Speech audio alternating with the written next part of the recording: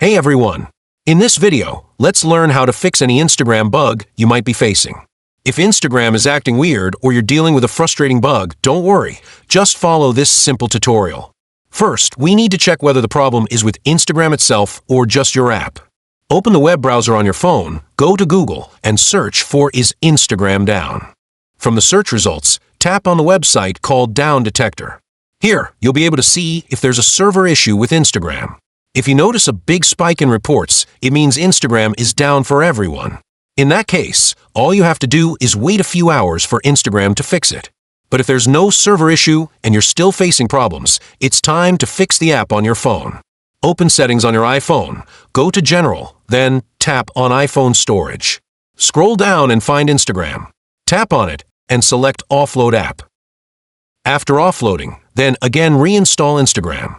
This refreshes the app by reinstalling it without deleting your data, and it usually fixes most bugs. Once done, open Instagram again. It should be working smoothly now. If this video helped you, please leave a comment below, and don't forget to like and subscribe for more easy tutorials. Thanks for watching, and I'll see you in the next one.